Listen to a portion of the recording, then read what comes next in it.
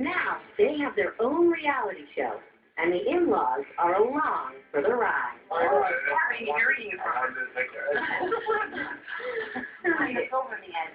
This is Kevin and Danny Jonas, the E! Entertainment Special.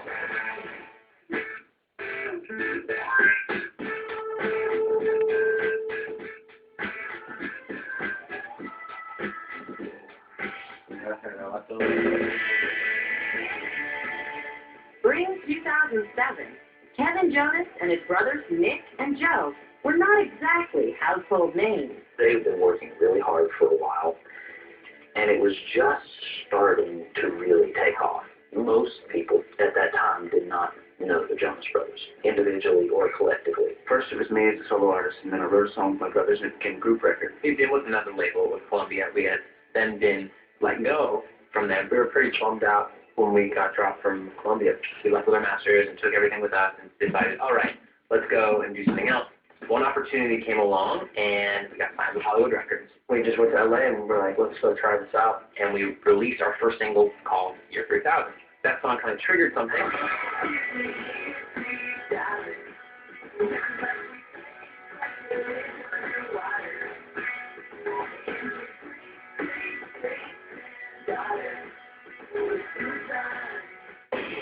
We did a video, and it went on the Disney Channel, and things changed a little bit.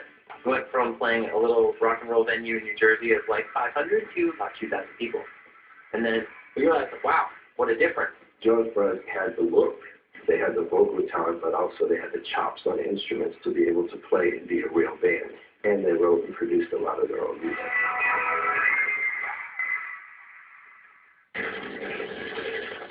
Just before the release of the boys' first album for Hollywood Records, they went on a much-needed vacation.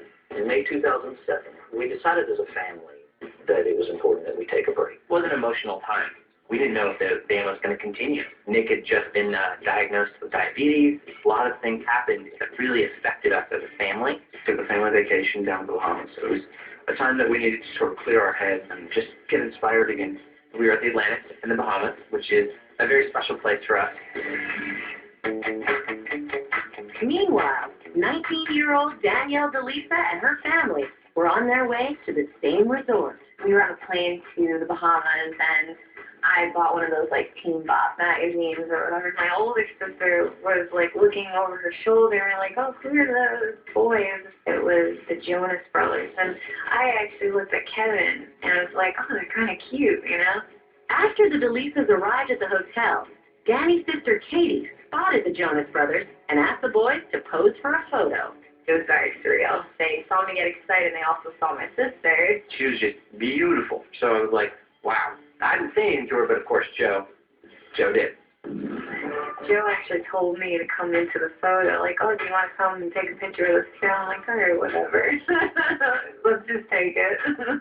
At the time, Kevin and his brothers were not yet massive stars being chased by lots of fans, giving them a chance to actually meet girls like Danny. I thought she was very attractive. I wanted up and hit on her. And quickly Kevin came up behind me and started having a conversation with her right away. Like, Kevin came out of nowhere. She introduced herself as Danielle. She was from New Jersey, and I was like, wow, very cool. And that was it. Didn't expect to see her again. The next morning, we were getting ready to go down to the beach, and we were watching the Disney Channel, because that's what Katie was watching.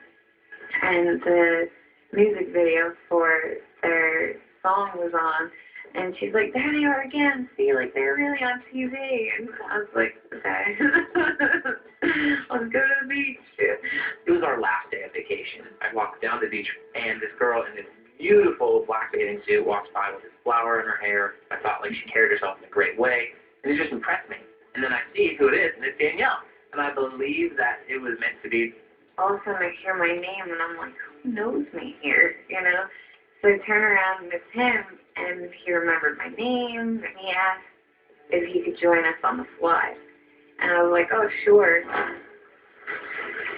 And I was like, all right, good. Here we go. So then I had to put the game on. You know, I had to, like, start pursuing her hard. And so then we started hanging out. They go on the slide, and they have a nice afternoon together. And then, yes, he did ask her to go for a little walk, and half hour goes by, an hour goes by, and all of a sudden I'm starting to say to my girlfriend, I don't know who he is, But all I know is he has my daughter. And he came over and introduced me to Danielle. That was probably the best first impression of any young lady I've ever had, of any of the girls that my sons have dated. She was just really adorable, and I thought, well, I hope she can like Kevin. I enjoyed talking to him, but I didn't want to tell anyone that I enjoyed it. So I kind of played hard to get. She's shy, she's reserved, and that just wasn't her thing. And I was just like, well, make it your thing. This is a good thing. I could tell she was having a good time. It was really nice. And she said goodbye. Like, maybe we'll connect later. And my sister came up to me and she told me, like, oh, he asked for your information from me. And I was like, he did that because he knew that I wasn't going to give it to him, probably. Danielle definitely was not into giving out her number. So before he left, I gave him one of my business cards. That's basically how the whole thing started. And what she happened to say when this was all said and done was, I'll never hear from him again. I knew they were coming home in like 5 days, so I kind of like tracked her flight. Then when she landed, I called her. She had literally just turned her phone on, sitting in the seat of the airplane. My mom said my face lit up. She was excited to hear from me because she never thought she was going to. I was just like, oh my God. He actually cared to talk to me again. He used that contact number over and over and over again. I did not give up. She had wanted nothing to do with me, and probably for good reason. But I just kept pursuing her. Kind of broke her down, probably. I think it blossomed with him constantly calling. I still didn't want to always pick up or call him back because I didn't want him to think that just because everyone knew who he was, that he could get whatever he wanted. Kevin and Danny's first date was at her friend's high school graduation. He actually showed up, and I was shocked. So we hung out a little bit, and then he had to go back to the city. So I took him outside and was saying goodbye to him, and he gave me a hug, and then he gave me a kiss, and it was... They were nervous lips. But it was cute. Cardboard lips. It actually made, that's why I gave him another chance. That's why I love her, because, like, what girl gives another guy a chance? Like, he kisses you, and it's, like, the worst kiss you've ever had in your entire life. You don't give the guy another chance. It's really like, oh, right.